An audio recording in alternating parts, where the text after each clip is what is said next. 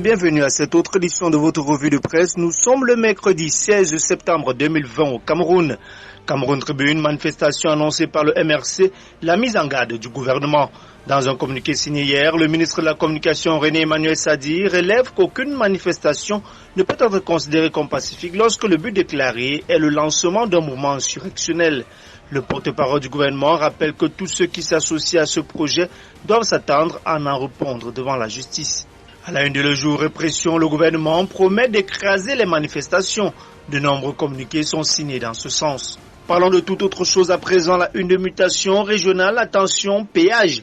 La sélection des candidats au sein du RDPC est marquée par du chantage et la circulaire du président national et la mise en garde du secrétaire général du parti ignorée. À la une de Le Détective régional 2020, le RDPC étale ses divisions. Le parti de Flambeau Ardent est en plein processus de sélection de ses candidats pour les premières élections régionales jamais organisées au Cameroun. Opération d'investiture qui charrie déjà des petits arrangements de toutes sortes sur fond de tension. À la une de l'action sélection des candidats, le RDPC courtise les femmes et les jeunes. Le parti s'est fixé pour objectif d'accorder plus de place à ces deux catégories lors des élections régionales du 6 décembre 2020.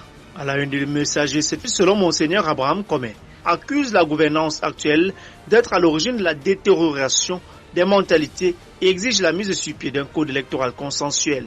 Les mutations de conclure, Monseigneur Comé embarrasse le pouvoir.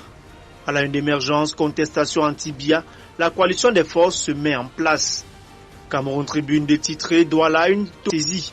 Le produit de contrebande a été découvert par la douane dans un bus de transport dans la nuit de vendredi à samedi dernier. À une de diapason, droit d'auteur de l'art musical vers une nouvelle gestion. Sanfan Thomas et son équipe doivent déposer le bilan de la Société nationale camerounaise de l'art musical. Le ministre des Arts et de la Culture, Pierre Ismaël Bidoumkwat, veut voir clair pour une nouvelle dynamique. Toujours en économie, le quotidien de l'économie, tourisme, les chantiers de la relance post-Covid-19. En sport, football, à la une de Le Messager, contentieux, l'Africa Foot, bois du noir à Lausanne. Et pour conclure, à la une de Le Jour, football, Choupo-Moting refuse de prolonger au PSG. Et enfin, l'indomptable Conseil Sao explique ses choix. Dans un entretien accordé à Cameroun Tribune, le sélectionneur national revient sur les critères qui ont prévalu pour la convocation de 32 joueurs à l'occasion de la période de FIFA d'octobre prochain. Mesdames, Messieurs, merci infiniment de votre aimable attention.